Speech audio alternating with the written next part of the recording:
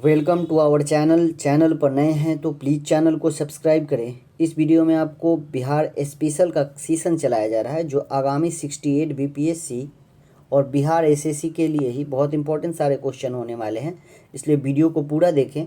देखते हैं पहला क्वेश्चन क्या कर रहा है। और जो भी भाई चैनल पर नए हैं प्लीज़ चैनल को सब्सक्राइब करें। देखिए पहला क्वेश्चन कर रहा है कि बक्सर के युद्ध के पश्चात बिहार और उड़ीसा की दीवानी का अधिकार ईस्ट इंडिया कंपनी को किसने दिया था। यानी बंगाल, पश्चिम बंगाल, बिहार और उड़ीसा की दीवानी का अधिकार ईस्ट इंडिया कंपनी को किसने दिया था। कब? बक्सर के युद्ध के बाद बात कर रहा है। ऑप्शन दिया है शाह आलम द्वितीय, मीर कासिम, आलमगीर द्वितीय, सिराजुद्दौला, एक से अधिक। तो इसका जो राइट आंसर जो हो जाएगा वो ऑप्शन ए हो जाएगा। शाह आलम द्वितीय जो था वो बंगाल, बिहार और उड़ीसा की दीवानी जो है बक्सर के युद्ध के पश्चात कब दिया था। तो एक संधि किया था, इलाहाबाद का संधि। इलाहाबाद का 2 संधि हुआ था। इलाहाबाद की प्रथम संधि के तहत जो 12 अगस्त 1765 को हुआ था, ठीक है। और इसी के तहत जो था ये शाह आलम द्वितीय और अंग्रेजों के बीच हुआ था संधि, और इसी के तहत बंगाल, बिहार और उड़ीसा की दीवानी ईस्ट इंडिया कंपनी को दे दिया था, ठीक है। बात यहाँ बक्सर के युद्ध की है। तो बक्सर का युद्ध जो हुआ था वो 22 अक्टूबर 1764 को हुआ था। किसके किसके बीच हुआ था। तो बंगाल का नवाब था मीर कासिम, और अवध का नवाब जो था वो शुजाउद्दौला था। कौन था? शुजाउद्दौला। और मुगल सम्राट जो था शाह आलम द्वितीय। ये तीनों की सेना मिलकर अंग्रेजों से लड़ रहे थे, और अंग्रेजी सेना का जो नेतृत्व कर रहा था वो था हेक्टर मुनरो। कौन? Hector Munro. और ये लड़ाई जो हुआ था वो बक्सर के पास हुआ था, इसलिए बक्सर का युद्ध इसका नाम दिया गया है, ठीक है। इसमें अंग्रेजों की जीत हुई थी और तीनों सेना ये हार गए थे, ठीक है। देखते हैं अगला क्वेश्चन। इसका राइट आंसर कौन सा हो जाएगा? शाह आलम द्वितीय। अगला क्वेश्चन देखते हैं। अगर इस तरह आप चाहते हैं कि पूरा वीडियो के हम डिटेल्स दें, यानी हर क्वेश्चन का हम डिटेल्स दें, तो आप लोग कमेंट बॉक्स में बताएं। अगर हर क्वेश्चन का डिटेल्स देंगे तो वीडियो कुछ ज़्यादा देर का होगा, इसलिए हम नहीं चाहते हैं कि ज़्यादा देर का वीडियो बनाएं। हम समझते हैं कि कम समय में आपको ज़्यादा से ज़्यादा क्वेश्चन कराया जाए, ठीक है। अगला क्वेश्चन देखते हैं। अगला क्वेश्चन करें कि दानापुर छावनी में भारतीय सैनिकों ने कब विद्रोह किया था। किसके बारे में है? दानापुर छावनी का, यानी ये 1857 के विद्रोह से संबंधित है। तो याद रखिएगा दानापुर छावनी में जो है वो 25 जुलाई 1857 को विद्रोह हुआ था। कब? 25 जुलाई 1857 के विद्रोह में बिहार का नेतृत्व जो कर रहे थे वो बाबू कुंवर सिंह कर रहे थे। कौन? बाबू कुंवर सिंह। अगला क्वेश्चन देखते हैं। अगला क्वेश्चन जो कह रहा है कि बिहार के किस जेल में कैदियों ने विदेशी वस्त्र का बहिष्कार के लिए नंगी हड़ताल की थी। नंगी हड़ताल चला था बिहार में, और कौन सा? विदेशी वस्त्रों के लिए, यानी किस जेल में चला था। तो याद रखिएगा ये सारण। कहाँ पे? सारण जेल में जो है ना, जेल के कैदियों ने विदेशी वस्त्रों का बहिष्कार करने के लिए नंगी आंदोलन चलाया था, यानी नंगी हड़ताल, यानी कपड़ा नहीं पहन रहे थे, ठीक है। जो सविनय अवज्ञा आंदोलन हुआ था ना जो 1930 में, उसी के समय ये नंगी आंदोलन चला था सारण के जेल में, ठीक है। तो राइट आंसर ऑप्शन डी हो जाएगा। अगला क्वेश्चन देखते हैं। अगला क्वेश्चन है कि बिहार के पहले भारतीय प्रधानमंत्री यानी प्रांतीय सरकार का प्रधान कौन थे। तो बिहार का पहले भारतीय प्रधानमंत्री, प्रांतीय सरकार का प्रधान जो थे बाबू वो मोहम्मद यूनुस थे। कौन थे? Mohammad Yunus. Right answer option B. अगला क्वेश्चन है कि 1934 ईस्वी में पटना में स्थापित बिहार सोशलिस्ट पार्टी के अध्यक्ष कौन थे। तो याद रखिएगा 1934 में स्थापित हुआ था कौन? Bihar socialist party. इसका अध्यक्ष का बात कर रहा है तो इसका अध्यक्ष जो थे वो आचार्य नरेंद्र देव थे। कौन थे? आचार्य नरेंद्र देव इसके अध्यक्ष थे। अगर सचिव का बात करेगा तो वो जयप्रकाश नारायण थे। कौन थे? जयप्रकाश नारायण सचिव थे, और अध्यक्ष Acharya Narendra Dev. Right answer option B. अगला क्वेश्चन है बिहार का पहला हिंदी समाचार पत्र जो 1874 में पटना में प्रकाशित हुआ था। तो याद रखिएगा बिहार का पहला बोल रहा है तो बिहार बंधु हो जाएगा। हिंदी समाचार पत्र जो 1874 में प्रकाशित किया गया था। अगला क्वेश्चन देखते हैं कि 1857 की क्रांति के समय पटना का कमिश्नर कौन था। 1857 के जो क्रांति हुआ था उस समय जो पटना का कमिश्नर था बाबू वो विलियम टेलर था। कौन था? William Taylor. Right answer option A. अगला क्वेश्चन देखते हैं कि बिहार के किस स्थान से गांधी जी ने अपना प्रथम सत्याग्रह शुरू किया था। आसान क्वेश्चन है। तो गांधी जी का प्रथम, भारत में प्रथम सत्याग्रह जो था वो चंपारण सत्याग्रह था। कौन? चंपारण सत्याग्रह जो था 1917 में चला था। कब? 1917 में चला था। तो राइट आंसर कौन सा हो जाएगा? Option A. अगला क्वेश्चन है कि 1912 ईस्वी में भारतीय राष्ट्रीय कांग्रेस के बांकीपुर अधिवेशन की अध्यक्षता किसने किया था। 12 में जो था बांकीपुर में कांग्रेस का अधिवेशन हुआ था, यानी हर साल कांग्रेस का अधिवेशन होता था।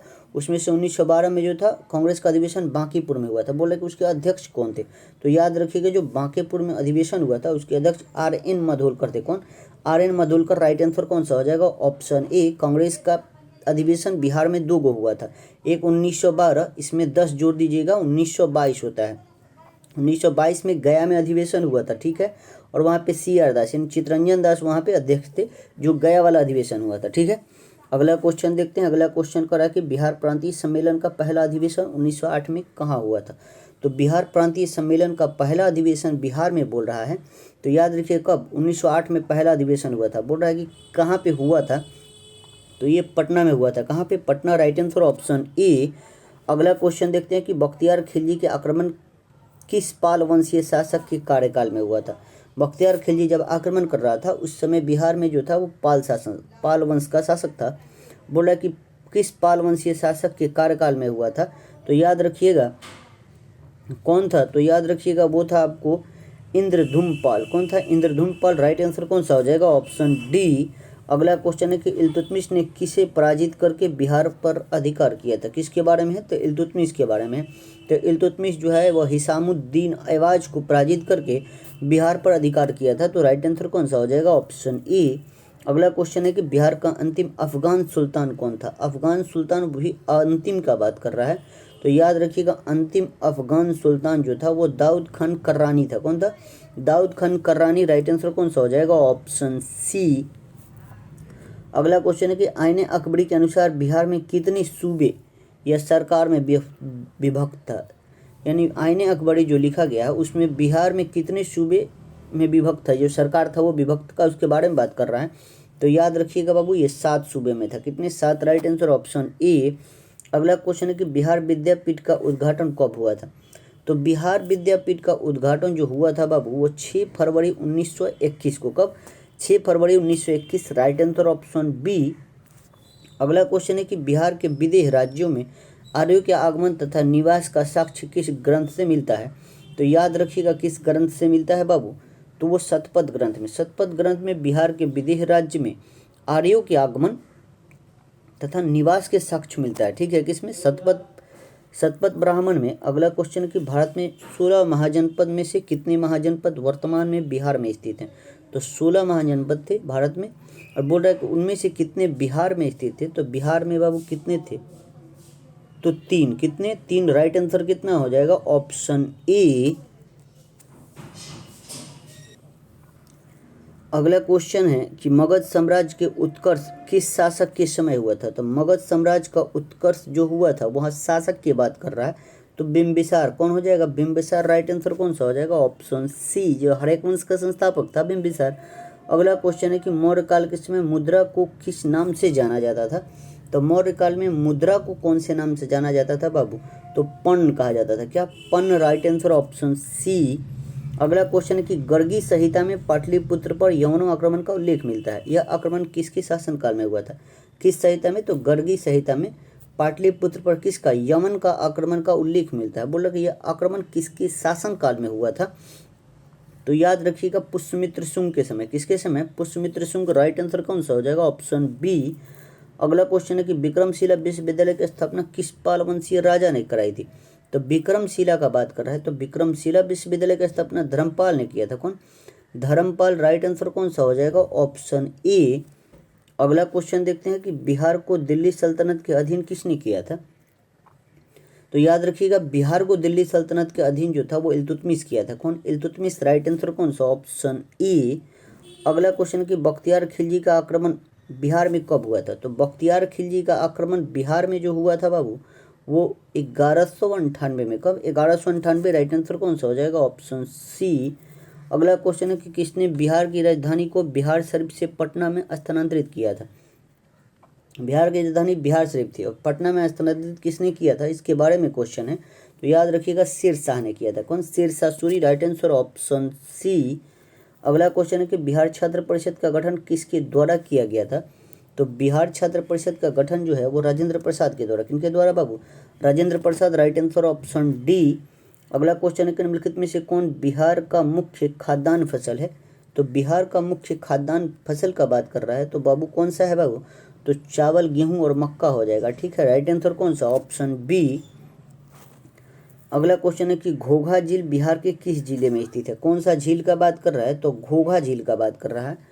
तो बाबू ये कटिहार में है। कहाँ पे है, Katihar is a right answer. अगला क्वेश्चन देखते हैं कि हिंदू धार्मिक मान्यताओं के अनुसार किस नदी को अपवित्र या अशुभ माना जाता है, यानी हिंदू धर्म के अनुसार कौन सा इसमें नदी है जिसको यानी पवित्र नहीं माना जाता है, अशुभ माना जाता है, यहाँ पे दिया हुआ है। तो याद रखिएगा किसको बाबू, तो कर्मनाशा नदी को। ठीक है, कर्मनाशा नदी जो है ये दक्षिण बिहार की नदी है। अगला क्वेश्चन देखते हैं कि बिहार का कुल क्षेत्रफल कितना है।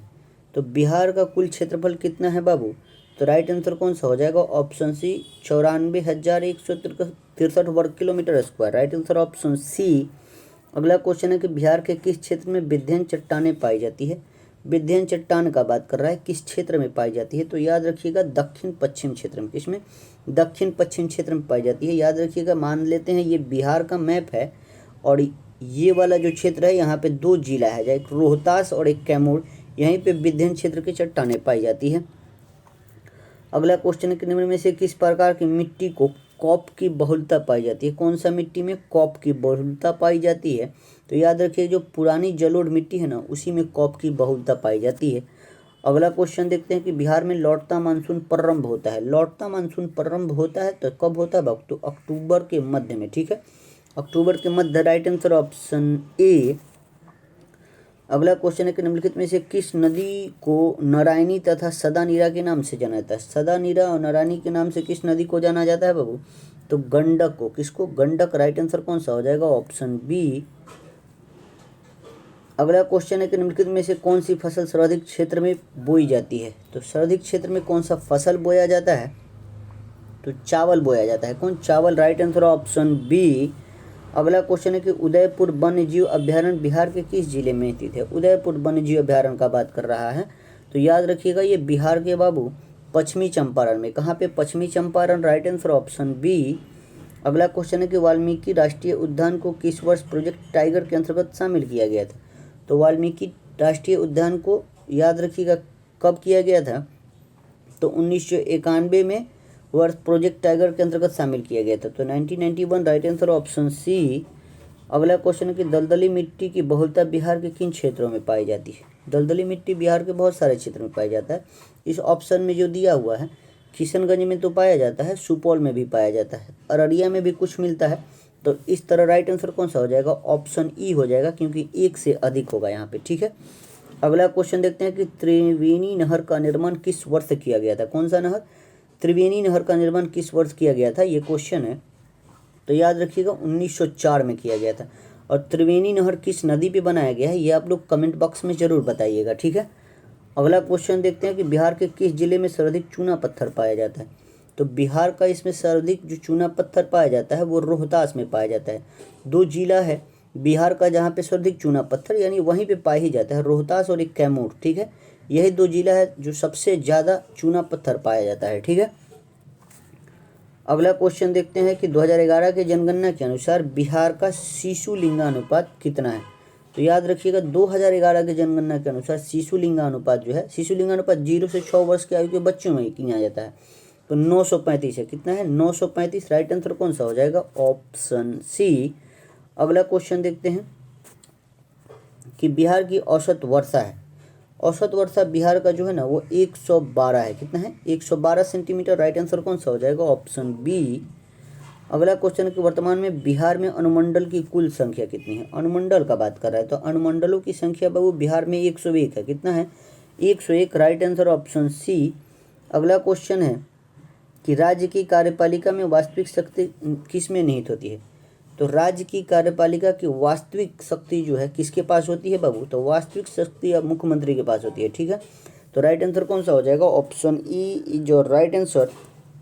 अगला क्वेश्चन है कि जहानाबाद से अलग करके बिहार के 38वें जिले के रूप में अरवल को कब स्थापित किया गया था। यानी अरवल जो जिला बना है हमारा बिहार का सबसे अंतिम जिला बना है, 38वां जिला बना था, तो किससे अलग हुआ था, तो जहानाबाद से।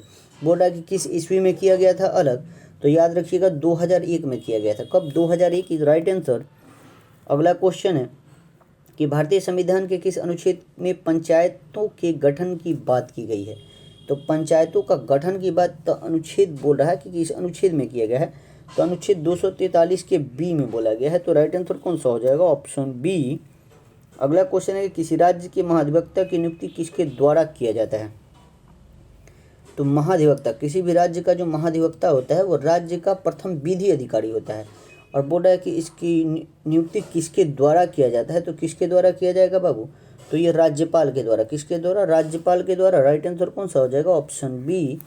अगला क्वेश्चन है कि बिहार में जब पहली बार राष्ट्रपति शासन लागू किया गया तो उस समय बिहार का राज्यपाल कौन था।